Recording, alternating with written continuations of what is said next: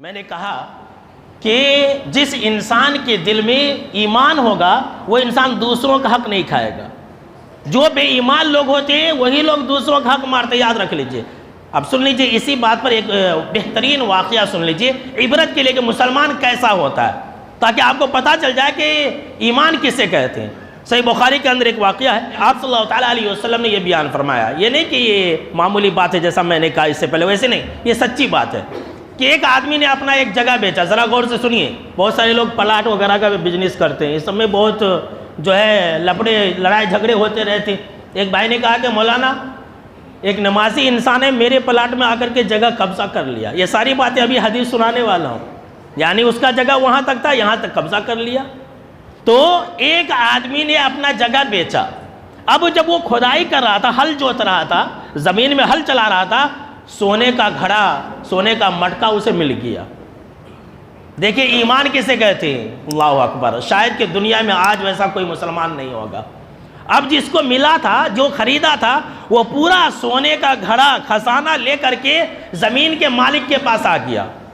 زمین کے مالک کے پاس آ گیا، کہا کہ یہ آپ کے زمین سے نکلا ہے، اس لیے کہ میں نے تو صرف آپ سے کھیت خریدا تھا، اس کے اندر جو خزانہ وہ نہیں خریدا تھا، آپ لے لیجئے.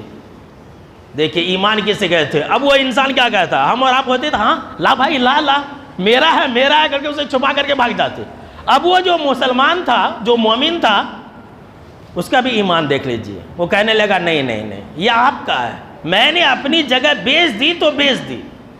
آپ کو میں نے اپنی جگہ بیچ دی ہے تو وہ مطلب یہ ہوا کہ میں نے کھیت بھی بیچ دیا، اور کھیت کے اوپر باہر نیچے اندر دائیں بائیں جو کچھ بھی ہے وہ سب میں نے بیچ دیا، یہ آپ کا ہے. اب یہ بول رہا تھا کہ نہیں یہ آپ کا، یہ بول رہا تھا کہ نہیں یہ آپ کا ہے. اب یہ مسئلہ ذرا طول پکڑ گیا، لمبا ہو گیا. کہا کہ چلو ایک آدمی سے فیصلہ کرا لیتے. دوسرے آدمی کے پاس گئے. جب دیکھا کہ بھائی دونوں اتنے ایماندار ہیں، کوئی لینے کے لیے تیار نہیں ہے، تو وہ جو مشورہ دینے والا تھا اس نے کہا کہ اچھا چھوڑو، سب بات چھوڑو، ایک کام کرو، یہ بتاؤ کیا تمہارے پاس کوئی اولاد ہے؟ تو ایک انسان بولتا کہ میرے پاس بیٹا ہے، دوسرا بولتا کہ میرے پاس بیٹی ہے.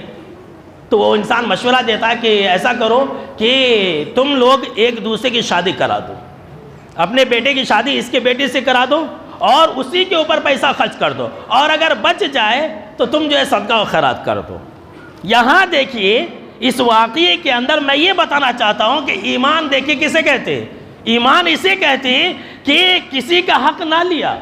وہ انسان اللہ سے ڈرنے والا تھا، اللہ کا ڈر و خوف رکھنے والا تھا، اسی لیے فوراً وہ انسان لوٹا دیا. آج اگر ہم کو اور آپ کو اس طرح کی نوبت آ جائے تو میں کیا بتلاؤں.